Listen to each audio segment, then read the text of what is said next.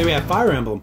There's a big limited edition you can buy that comes with all kinds of crazy stuff. Yeah, I haven't heard any price tags on it, but if you are a Fire Emblem fan, it looks pretty cool. There's art books, there's music CDs. There's music compilations. There is a big poster cards, kind of like they're almost like card stock, like they're thick. They're not full blown posters. So I'm hoping that they have some cool stuff on it because it'd be kind of cool if it was like D&D, like you know the character in the front and you flip it over and it shows all the stats.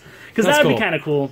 But we haven't seen that, though. The funny thing is, because they have 25 cards, I want to say. And right now, we only know there's only like 17 or 18 characters that are playable. So it'd be kind of cool to see what cards are there. Because there might be more characters, more hidden characters.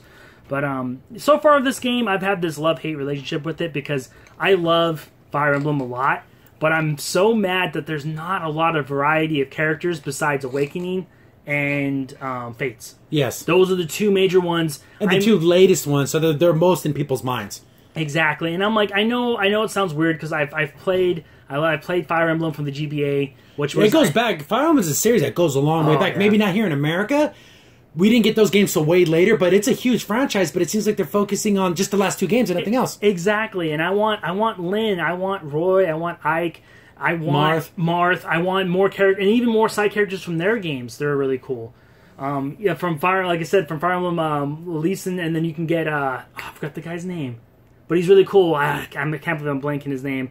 Hector. There you go, Hector. He's a really cool guy. But we're focusing on the latest two games because those are the ones people seem to have the most attachments to. And maybe I'm crazy, but this one seems like it's more sexual. Like the characters are more revealing, a little more tongue-in-cheek, a little more, like, okay, let's get back to the fantasy story elements of Fire Emblem's not the you can, you're sleeping with someone.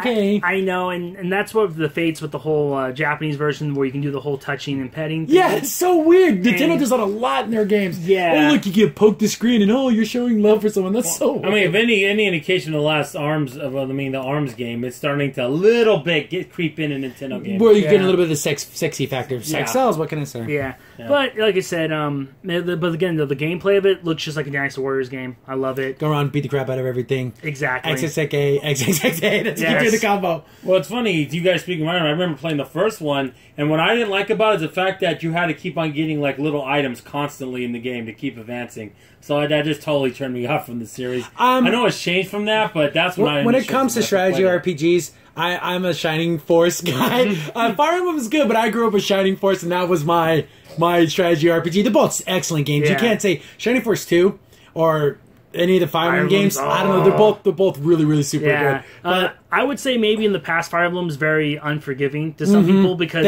permadeath. You can't gain levels. Like in Shining Force, you can go around and fight battles. Original Fire Emblem, you go to fight. And every fight, every battle was a struggle because you were just strong enough. Yes. Ugh. The thing about the Shining Force games I never liked is, as much as I do like playing those games, when I played them, I think they're really exciting. You can never level up someone. Like, you never got attached to a character. Oh, there's a new group of guys. Like, well, I kind of want to get this person maxed out. Yeah. That's always been my thing with RPGs, even like those RTS type RPGs. See, that's what we're talking about with Fire Emblem is this permadeath. So if you love the character and they end up dying, you're like, do I reset my game, go back and try to do it again? Do I just persevere and see how the story goes when you lose certain people? Exactly, and then also there's that culture between Fire Emblem games where it's like, oh, I beat the game without having any deaths, but it's like, well, how many times did you reset? Oh, I reset it this many times. Like, well, did you really beat it, or did you just die and then reset? And see, that's the thing. Yeah, like I don't know too many people that went through the whole game without dying once, like not stopped and not reset or nothing, because that would be too hard, I think.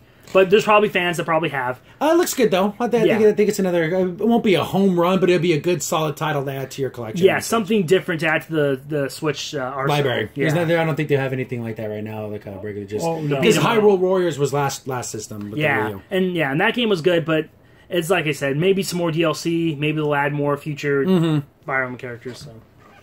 And if they do add Mario, there'll be like a costume. Oh, yeah. It'll be something it'll be something silly. Yeah, the costume. It won't actually mustache. Be Mario. I'm expecting at least a Link costume. Oh, like they did with Skyrim. I want a Yoshi mount. Instead of a Pegasus, it's a Yoshi. That'd be fun. Hi guys, Crimson Sin here. You just watched a clip from our weekly podcast show. Be sure to check out the full podcast available here on this channel. Also, if you like the content and you want to see more of it, be sure to hit the like button and also go ahead and subscribe. Thanks for watching. Stay tuned for more.